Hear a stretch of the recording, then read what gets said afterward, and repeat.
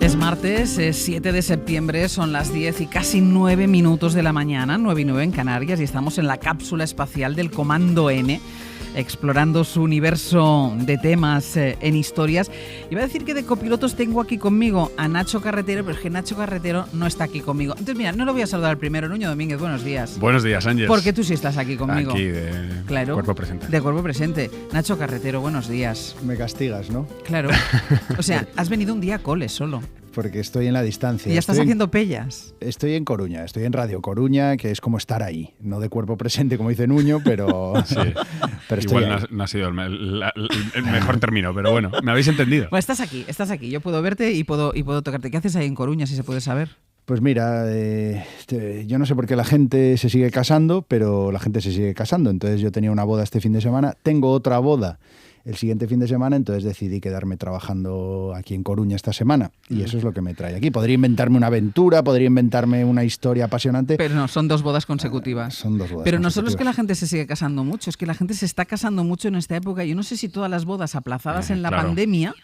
Porque con muchos colaboradores, el viernes pasado que estuvimos en Sevilla haciendo el programa, tuve problemas para llevarme a gente porque todo el mundo tenía una boda. Claro. Yo creo que hay que hacer un llamamiento y que la gente se pare de casar. Se deje de casar, ya. Pero tú eres muy bueno porque vas. ¿Te gusta ir a las bodas? No. Eso lo cual me hace más bueno aún, porque voy pero no me gusta, no me gusta, me da mucha pereza, pero la verdad es que eran bodas de gente muy cercana. Bueno, ahí te hace ilusión. No son bodas de compromiso. Yo las bodas de compromiso incluso ya llegué a esa etapa en las que las evito. Ya, yo también. ¿A ti te gustan, Nuño?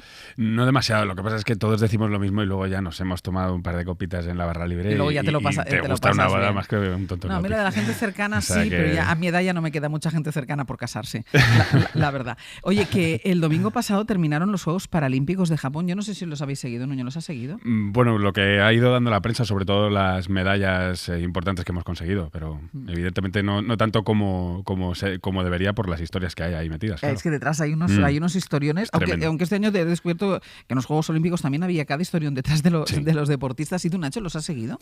Pues mira, por seguir en mi línea de sinceridad, tampoco. No los he seguido. Y la verdad es que nunca los he seguido, porque sí que hay cada Juegos Paralímpicos, cada 4 años, pues la misma historia de que se siguen menos, les da menos cobertura. Yo realmente nunca los seguí, esa es la verdad. Pero me pasa como a Nuño, que cada vez que tienen lugar unos Juegos Paralímpicos, pues empiezan a salir reportajes e historias que son brutales, que son historias de superación, que son historias tremendas, y me llama la atención, pero no me terminan de enganchar o no termino de seguirlos. Y no solo eso, es que además consiguen muchas más medallas que los otros Juegos Olímpicos. Sí, saldría más a cuenta seguirlos, claro, porque te da más alegría. Tiene que ser más emocionante, exacto, tiene que ser más emocionante y te produce más satisfacción y más alegrías porque son unos megadeportistas que consiguen muchísimas medallas. Se siguen muchos menos, eso sí, que las Olimpiadas, pero la gente además que las sigue lo hace con muchísima pasión. Mira, Sonia Luz, que es nuestra compañera de deportes, ha cubierto lleva 3 Juegos Paralímpicos, Londres 2012, Río 2016 y estos Juegos de Tokio. Y desde el aeropuerto, porque están todos deportistas, periodistas, organizaciones, están todos en fase de volver a sus países. Bueno, pues desde el aeropuerto nos ha mandado una nota de voz con su visión, lo que ella piensa que hay de diferente entre unos Juegos Olímpicos y unos Juegos Paralímpicos. La diferencia entre unos y otros, entre olímpicos y paralímpicos, suele ser el seguimiento y la repercusión, pero es verdad que cita a cita el movimiento paralímpico va dando pasos hacia adelante cada vez más grandes y, por ejemplo, los Juegos Paralímpicos de Tokio han sido los de mayor audiencia global. Según cifras del Comité Paralímpico Internacional, se ha alcanzado los 4.200 millones de audiencia potencial.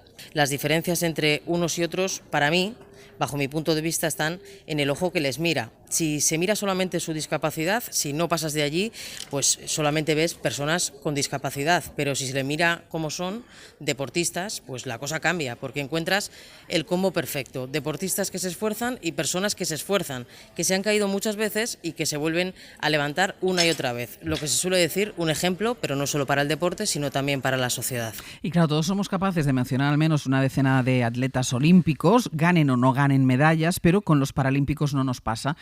Una vez ya hemos hablado de Teresa Perales, ya no sabemos con qué nombre continuar. Y Sonia Luz, nuestra compañera, quiere hablarnos de algunos deportistas que han destacado en estos Juegos. Pues se han conseguido 36 medallas, 5 más que en Río, y eso es importante porque desde Barcelona 92 no se aumentaba la cifra de medallas con respecto a los anteriores Juegos, siempre ha ido decayendo, y esta vez entre Río y Tokio ha habido una diferencia de más de 5 medallas. Es una noticia muy importante porque supone un espaldarazo al movimiento paralímpico en nuestro país y porque además se ha producido el relevo generacional que tanto tiempo estábamos esperando. 15 medallas de las 36 han sido conseguidas por 11 debutantes. Destaco el caso de la nadadora Marta Fernández, que en sus primeros Juegos ha logrado un oro, una plata y un bronce, el de Adi Iglesias, la velocista, que se ha llevado un oro en los 100 y una plata en los 400, o el del ciclista Sergio Garrote, que se ha llevado un oro y un bronce. Algún nombre te sonaba, Nuño, ¿no? Adi, sí, he leído su historia. Y es importante lo de Barcelona, porque es que ese año fuimos los quintos del mundo. Claro, habría más inversión también. Bueno, en las Olimpiadas pasó lo mismo. 107 medallas, claro. Pero que está muy bien que hayamos empezado a Para que salgan recuperar, buenos ¿no? deportistas, tiene que haber inversión en todas sus especialidades. Y especialmente en estos, yo creo. Exacto. Para que la gente se haga una idea, en las Olimpiadas ganamos 17 medallas y al final en el medallero quedamos en el puesto 22, y en el medallero paralímpico hay 36 medallas, hemos ganado o han ganado 36 medallas y está España en el puesto 15. Puede que seamos una potencia paralímpica y que muchísima gente todavía nos esté enterando. Está muy desequilibrado el éxito, el potencial que tiene España y lo que se sigue, que la verdad es muy poco. Está muy, muy desequilibrado. Pues a ver si a partir de este año hay un punto de inflexión y también seguimos el deporte paralímpico. Ahora vamos a hacer una pausa y a la vuelta nos vamos a detener en alguna de estas historias de deportistas que protagonizan los Juegos Paralímpicos. Hoy por hoy. Àngels Barceló.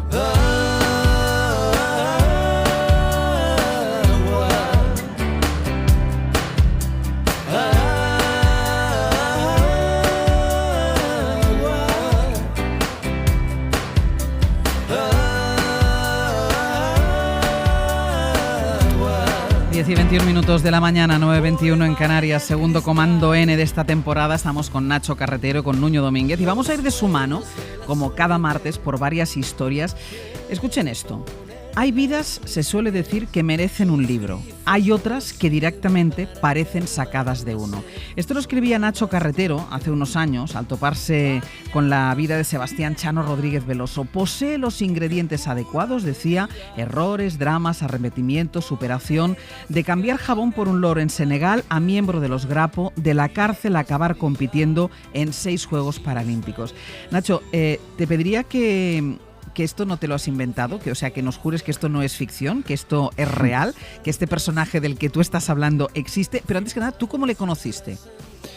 Pues Chano Rodríguez, que es como le conoce todo el mundo en Galicia, pues es un nadador paralímpico que tiene una vida de novela. Y cuando alguien te pregunta si es ficción o es real, entonces como periodista tienes que estar convencido de que ahí hay una historia por contar, hay una historia potente, que es la de Chano. Yo lo conocí por una llamada de Carlos Fernández, que es el presidente de la ONCE en Galicia, y de estas llamadas que muchos reporteros recibimos constantemente, que es gente ofreciéndote historias, ofreciéndote reportajes, que la verdad la mayoría pues no son cosas que le interesan a quien te llama, pero que no tienen un recorrido periodístico. Y yo pensaba que era una de esas llamadas, hasta que me empezó a hablar de Chano, y luego yo buceé un poco más en la vida de Chano y descubrí cosas que dije, esto urgentemente hay que escribir sobre este hombre. Porque de la historia, ¿qué es lo que más te sorprende? Bueno, no podría decirte una cosa. Yo creo que de Chano es la vida entera. Chano sí tiene voy a llamarle un San Benito o voy a llamarle pues una idea recurrente que todo el mundo le asocia, es que Chano formó parte de los Grapo en su juventud. Y eso es algo que todos los reportajes pues destacan e incluso titulan, siempre de los Grapo al medallero, de los Grapo a los Juegos. Y profundizando un poco en la vida de Chano, pues descubrí que, aunque eso es apasionante, la verdad, porque es una historia muy interesante, descubrí que había mucho más, que era un hombre con una vida brutal, llena de luces y de sombras, pero con un simbolismo espectacular. Yo lo escribí en un reportaje que titulé Nada o revienta, la historia de Chano Rodríguez, y también descubrí que a través de su vida, a través de la vida de Chano, se puede estructurar o se puede seguir, hay mucho de la vida de España, de cómo ha cambiado España, de cómo hemos cambiado todos a través de sus fases distintas vitales y de sus peripecias. Y bueno, yo creo que es una vida digna de ser contada y de ser conocida, y sobre todo una vida de superación. Chano Rodríguez, muy buenos días. Buenos días. Nacho, te voy a decir que Chano, lo primero que me ha dicho, dice, sí, pero que escriba el libro ya. Te estás columpiando, Nacho. Ya tardas. Es la deuda pendiente que tenemos. Una vida de novela, un no sé qué, pero él está con otras Ya sabía cosas. yo que me iba a caer, ya sabía yo que me iba a caer el recordatorio. Chano, antes que nada, muchísimas gracias por haber venido, porque creo que todavía no has vuelto a tu casa, ¿no? No, que llegamos ayer por la tarde, tuvimos la recepción con los patrocinadores y darnos un pequeño recibimiento. Fue un poco cansado, pero con mucha alegría, ¿no? Uh-huh. Y esta noche vuelvo a casa. Bueno, me están esperando en Vigo. Ya va siendo hora. ¿Tienes la sensación que estos han sido tu última competición paralímpica o tienes ánimo para más? Me río y disculpa porque es increíble. Hay mucha gente dentro del mundo nuestro, el mundo de la natación, que lleva jubilándome ya desde Atenas. Bueno, es que hay que decir que Chano es un campeón, pero es que ya tiene 64 años, Chano, No, las yo cosas como son. Ya te iba a decir, a la presentación ya me has llamado viejo dentro. Muy bien, La historia 64 de años muy bien llevados, te voy a nosotros decir. que estamos aquí en el estudio hoy, Te voy a decir que se ve muy bien llevados. que están muy bien llevados. sí. ¿Cómo descubriste que la natación era tu deporte? A ver, el agua y yo hemos tenido siempre una conexión desde que tengo sentido. A los 2 años y algo yo vivía en Cádiz. Toda mi familia vivíamos en Cádiz. Tengo esa imagen de, con 2 años y poco, un cuñado mío, Paco, que yo siempre digo de broma, fue mi primer entrenador, me cogió y me tiró físicamente y ahora me dice, y ahora vente para aquí.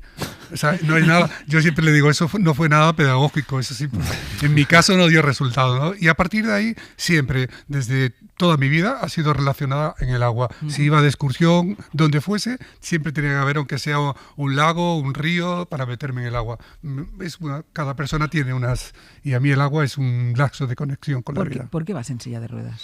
Bueno, lo de la silla de ruedas, como dice Nacho, es largo de explicar, pero lo podemos resumir. Esto fue en una huelga de hambre que hicimos estando en la cárcel en el año 89. Cuando eras miembro de los GRAPO. Sí, estando en la cárcel, y bueno, después de 432 días, que es muy difícil de que la gente pueda entender cómo se puede estar tanto tiempo, evidentemente una hora sin comer, nos sacaban a los hospitales, nos metían la alimentación forzada, y así fue pasando el tiempo. Y al final, pues bueno, otros muchos compañeros no tuvieron la suerte que tengo yo, porque siempre digo que al fin y al cabo yo me quito la movilidad de las piernas, pero sigo con mi cabeza en su sitio y con mucha fuerza para seguir adelante, ¿no? ¿Y la natación te ayudó en esta fuerza que tienes en la cabeza? ¿Volver a nadar te ayudó?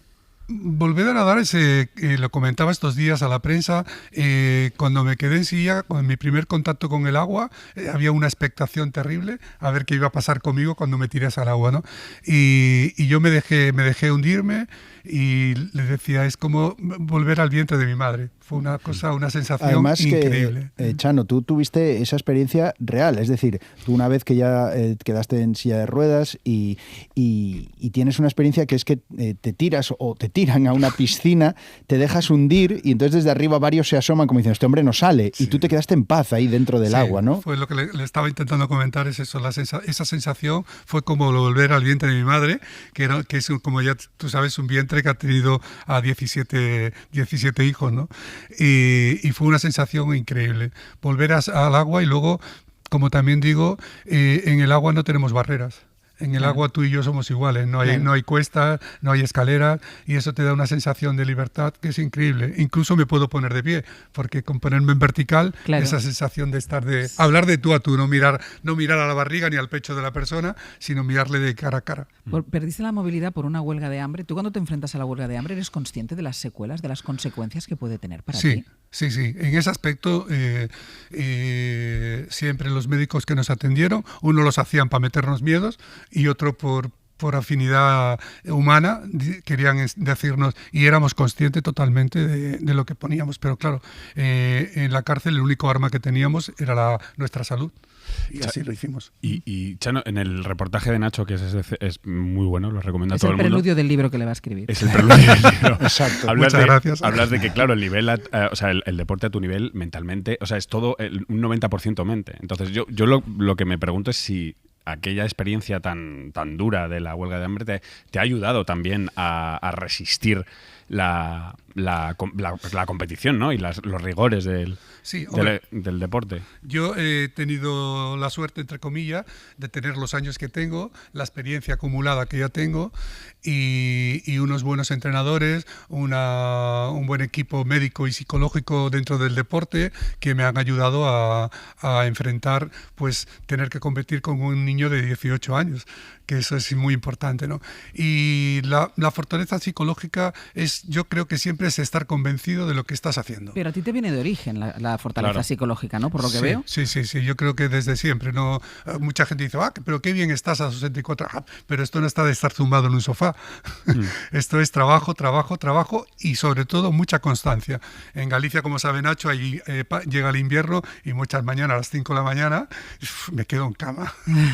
Pero hay que sobreponerse a todo eso y tirar para adelante. Entonces, sobre todo, es mucho trabajo y algo fundamental que yo le digo a los chavales cuando estoy con ellos en los institutos, en la universidad, es la constancia. Uno no puede estudiar el último día porque no sale, puede salir de rebote. Y si miras ahora para atrás, ¿no? Y piensas en esa huelga de hambre, en ese momento que te llevó a cómo estás ahora en la silla de ruedas, ¿no te preguntas a veces, ¿valió la pena eso? ¿Por qué lo hice? Bueno, mira, esto también lo hablamos con Nacho cuando me hizo el reportaje, es que yo no puedo coger una goma y borrar partes de mi vida.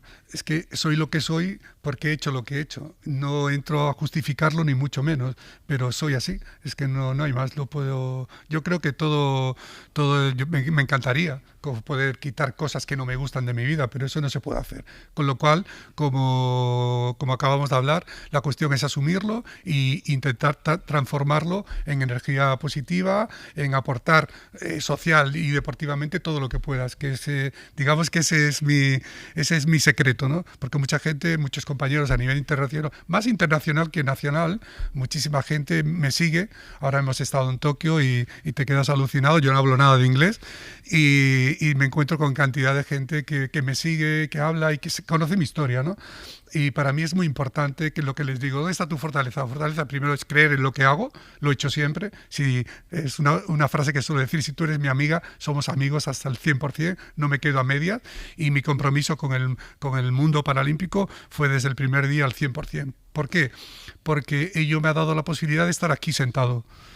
Y estar aquí sentado, tener los medios de comunicación siempre hablando de nosotros, y lo que intento siempre es darle visibilidad a todas estas personas, todos esos compañeros que no la tienen, que creo que no solamente en el mundo paralímpico, en el mundo en España a nivel de discapacidad estamos avanzando mucho y en un buen camino, y lo que hago es un poco a la gente joven, sobre todo, insisto, que es donde yo creo que está la base, mostrarle la silla de rueda, que no vean que somos enfermos, porque claro, cuando tú hablas silla de rueda, la primera imagen es silla de rueda, es enfermo. Esa es la batalla que tenemos, fíjate, con Air Europa.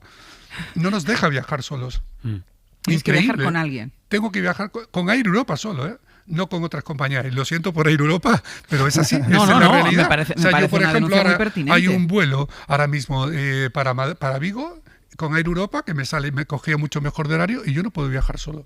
O sea, tienes que esperar o que alguien te acompañe o alguien te venga a buscar. No, tiene que venir algún acompañante. Cuando quiero sacar el billete tengo que poner, si pido silla de rueda, un acompañante.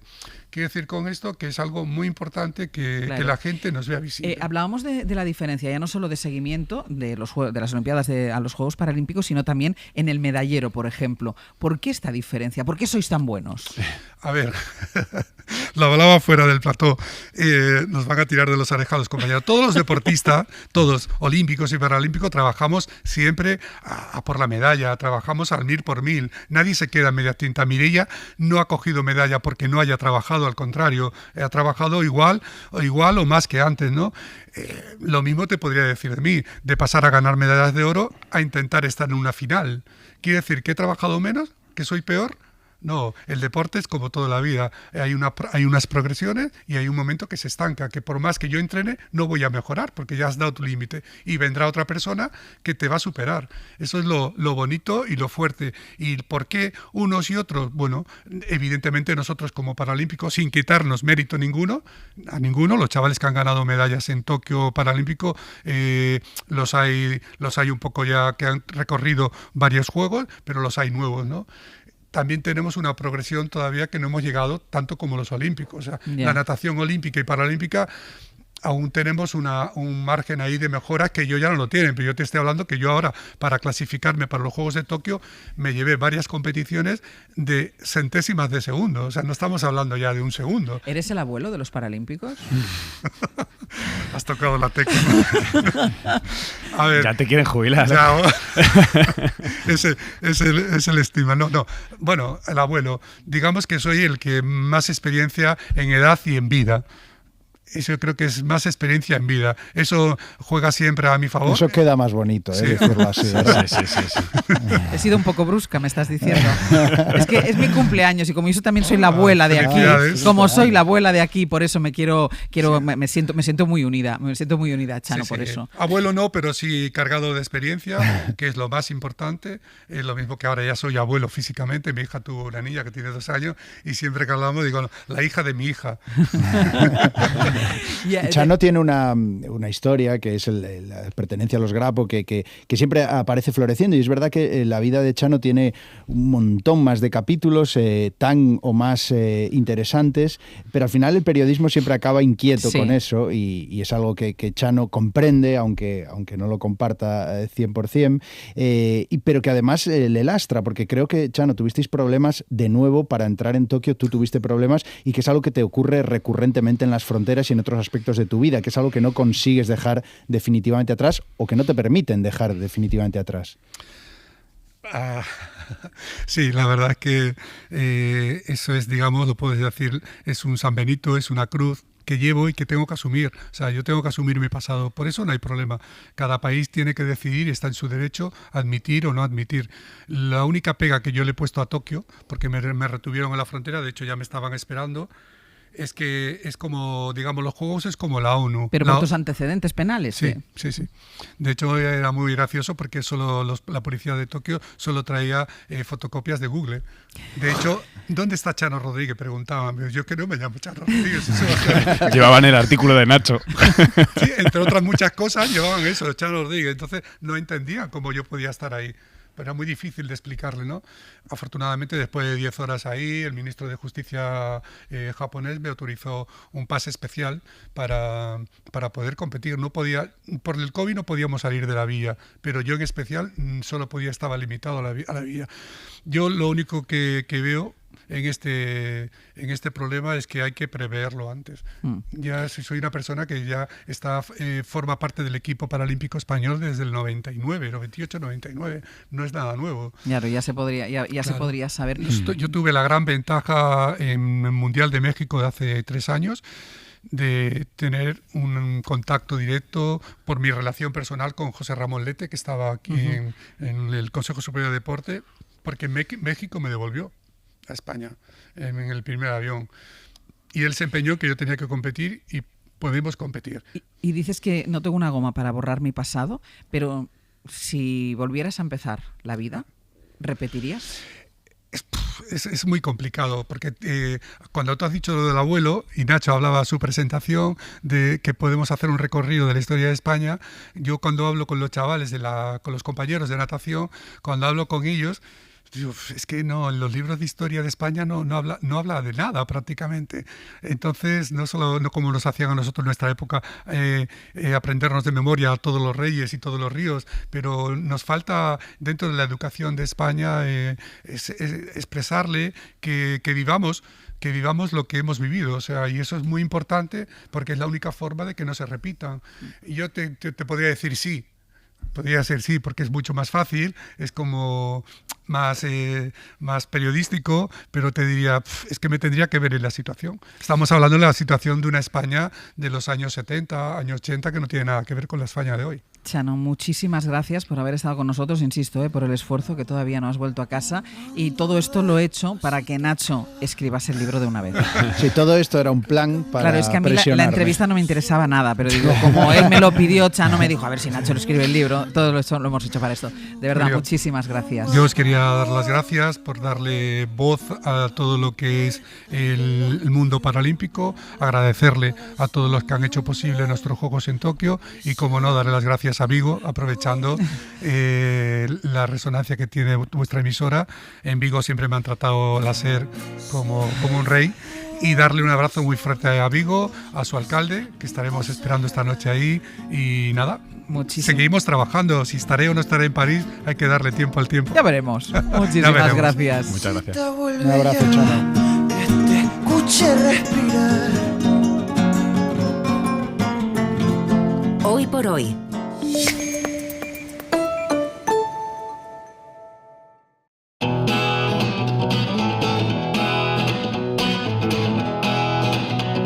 Hoy por hoy. Àngels Barceló. Morning, it's another pure gray morning. Don't know what the day is holding.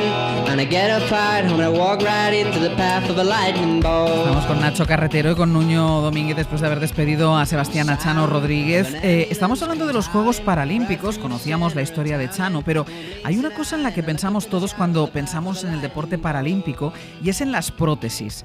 Prótesis, cada vez voy a decir más futuristas, decoradas a gusto del usuario y con formas que muchas veces ya no se parecen ni a las piernas ni a los brazos reales. Yo no sé si te fijas mucho, Nuño, en este tipo de prótesis. Mucho, claro que sí. Es espectacular el cambio, ¿no? Antes las piernas postizas eran piernas de madera intentando imitar a una pierna normal y ahora no tiene nada que ver. Es un prodigio de la técnica y de la ciencia de materiales, ¿no? Que lo que te hace incluso es un rendimiento mejor que el de una Claro, te convierte incluso en mejor deportista, en función. Ahora lo hablaremos. Claro, pero además están hechas a la medida del cuerpo para al que van unidas, ¿no? Sí. O sea, ¿A ti, Nacho, te llama la atención? Sí, incluso estoy recordando ahora con lo que habláis esa polémica que hubo con Pistorius, porque sus prótesis pues, se quejaban el resto de los atletas que le hacían correr más que si tuviera piernas. De hecho, podría haber competido, decía en aquel momento. Bueno, de hecho, él lo pidió, ¿no? Claro. Él pidió competir en los Juegos Olímpicos. Exacto.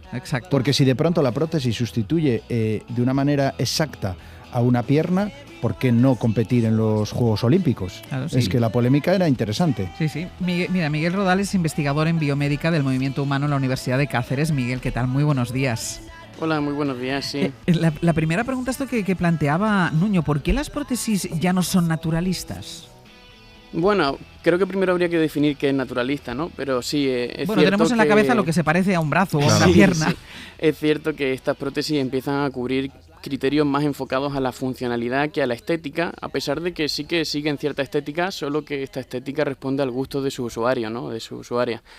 Este enfoque a la funcionalidad responde a criterios de rendimiento en realidad, porque el deporte paralímpico, que se ha tecnificado y está subiendo de nivel, ha dejado de ser un deporte para solo participar, en el que ahora hay mucho patrocinio, se buscan medallas. Mirad cómo llevamos la cuenta de las 36 medallas que ha sacado España. Entonces se busca ir optimizando ese tándem deportista-prótesis, deportista-silla, ¿no? Que también la silla de ruedas se está tecnificando. Y se puede dar incluso que los seguidores del deporte paralímpico no sean solo porque les guste el deporte, sino porque les guste la tecnología.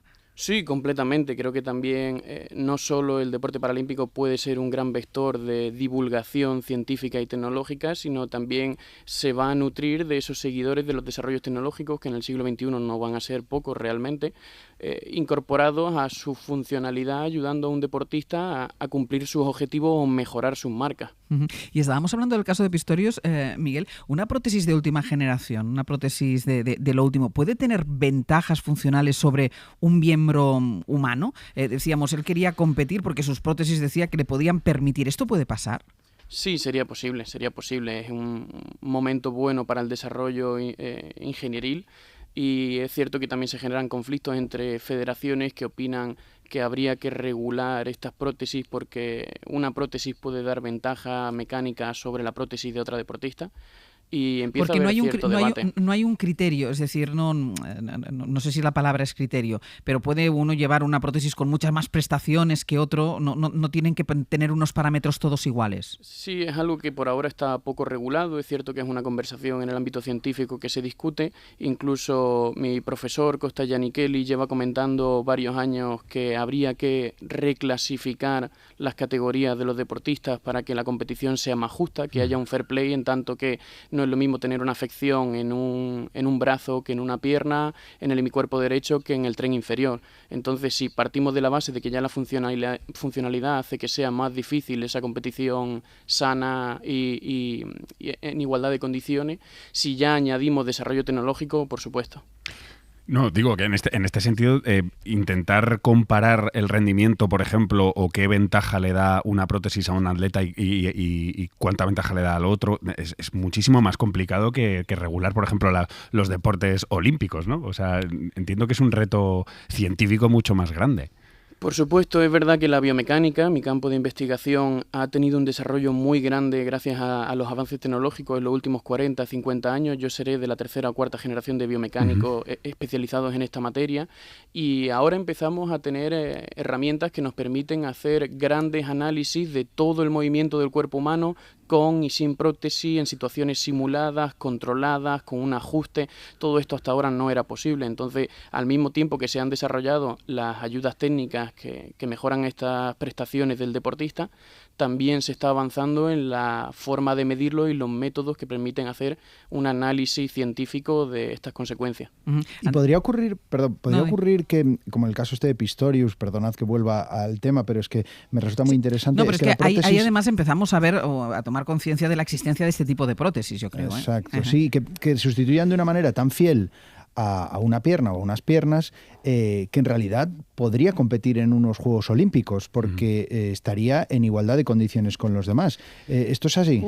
Eso de igualdad de condiciones es complejo porque, claro, igual hay igualdad de rendimiento, pero deberíamos tener en cuenta que esa persona tiene que mover menos músculos, que además esa pierna pesa bastante menos, que aplicada a una distancia de donde se produce la fuerza hace que la resistencia sea aún mayor, entonces va a haber menor fatiga, el entrenamiento va a ser diferente, la técnica se modifica, la igualdad incluso podría tener ventajas entonces. Sí, igual es pronto, pero a la larga no me extrañaría para nada que hubiese ventajas mecánicas que permitieran a un deportista con una ayuda técnica a mejorar su rendimiento frente a personas que no tengan esas ayudas técnicas. Mira, déjame que salude a alguien que tiene mucho que ver con el deporte paralímpico español. Es Jens Müller, es protésico por tradición familiar y por vocación. Trabaja con algunos de los deportistas paralímpicos más importantes de nuestro país, como las atletas de Sire Vilà o Sara Andrés. Jens, ¿qué tal? Muy buenos días.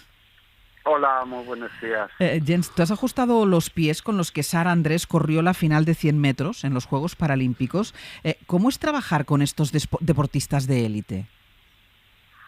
Sí, bueno, que ahí más que nada, ahora mismo volviendo un poco al tema, lo que habéis comentado ahora mismo de las posibles ventajas, hay que tener en cuenta que la gente que está amputada, el mayor problema es el tema de anclaje al muñón, ¿no? Que quiere decir donde realmente está la mayoría de las flexiones. Ajá. Y ahí justamente donde empieza el mayor problema, que quiere decir lo que nosotros lo llamamos el tema del encaje, donde realmente apoya el muñón dentro de la prótesis, donde hay fricciones, pueden ser heridas, y luego el tema del alineamiento, lo que comentó antes el compañero ya, ¿no? Oye, Jens, quiere decir que es un poco un ajuste, pues un ajuste fino, no quiero decir como un Fórmula 1, pero que sí. Pero de mucha precisión. Y tú que llevas mucho tiempo haciendo este tipo de prótesis, ¿cuándo hay algún inventor o inventora que dijo nada de algo que se parezca a una pierna de verdad, voy a hacer este tipo de pala de fibra de carbono tan espectacular, ¿no? Como las que conocemos hoy? ¿Hay alguien que tuviese esa idea genial o es una cosa que simplemente ha ido evolucionando?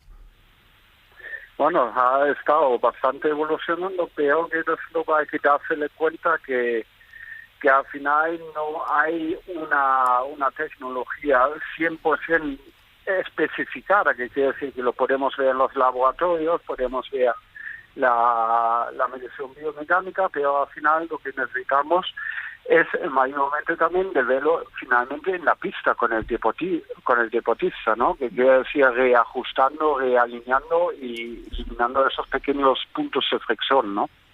Tú vienes cuando te presentaba decía que vienes de una larga tradición de familiar de protésicos. Tu padre y tu abuelo ya hacían prótesis en Alemania hace unas cuantas décadas. Si pudieran ver lo que se hace ahora, ¿tú qué crees que pensarían?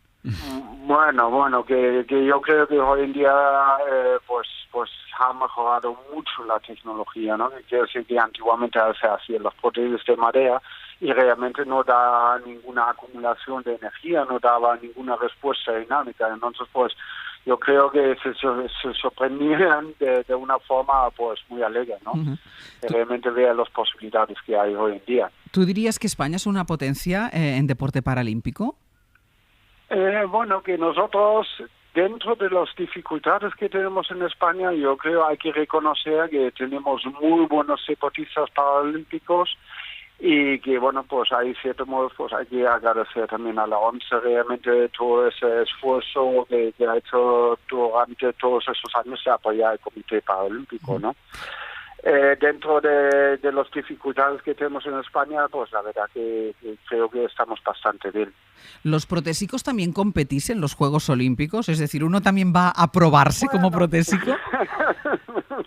Sí, bueno, cierto modo es que sí, que lógicamente para los ortopotésicos también es un cierto orgullo, ¿no? Que llegan los deportistas a los Paralimpiadas y con el trabajo en conjunto con el deportista se ha logrado mejorar la alineación, se ha mejorado el tema de protésico, pues sí, ciertamente es una pequeña competición, de cierto modo, ¿no? Jens Müller, muchísimas gracias por habernos atendido.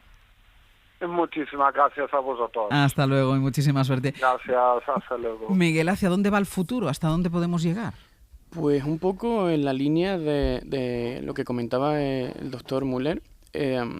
Creo que este desarrollo tecnológico que se va a centrar en su uso, en lo que denominamos usabilidad, se va a centrar en ser diseñado de cara a las necesidades del usuario, que esto es lo que llamamos ergonomía propiamente dicho, ¿no? Y va a cumplir esta ergonomía dos criterios, uno de comodidad, confort, seguridad, calidad, para que el deportista o la deportista se sienta integrado, ¿no?, en ese tándem que mencionaba, deportista prótesis, deportista silla, y al mismo tiempo se va a ir desarrollando con nuevas morfologías que respondan tanto a la parte del rendimiento, a la parte más enfocada al material, como a la parte de la expresión del deportista, que va a ser importante. Además, creo que esto va a tener una transferencia hacia la sociedad, que si ya la sociedad española está bastante sensibilizada con la diversidad funcional, va a ir a más. Y creo que esta forma de expresarse de cada uno de los deportistas va a ser inspiradora para otras personas, no solo con diversidad funcional. Claro. Y tal vez estas prótesis han contribuido a no ver a estos deportistas como personas impedidas, ¿no? Es decir, desestigmatizar de alguna manera. Y de hecho convertirlos en algo pues que es visualmente muy atractivo en muchos casos. Sí, ¿no? sí. Y quien no practique deporte puede aspirar también a... O sea, vamos también hacia ello, para aquellos que no practiquen deporte, aspirar a tener este tipo de prótesis. Sí, absolutamente. Igual no el mismo tipo de prótesis que requieren de una amputación, pero sí algo ayudas técnicas que nos faciliten, igual que los exoesqueletos, de una forma más reducida aquellas tareas cotidianas. Miguel, muchísimas gracias. Gracias por vuestro tiempo. Muy interesante, ¿no? Gracias a ti por el tuyo. Nacho, Nuño, muchísimas gracias. Oye, y felicidades, que te tenías callado que era tu cumpleaños. Sí, muy calladito. No, pero es que lo que tú no sabes es que voy a invitar a Nuño ahora a unas cuantas cervezas y eso. ¿Y tú cómo no estás? Siempre me pierdo todo lo mejor, ¿eh? Adiós. Un abrazo, Nacho.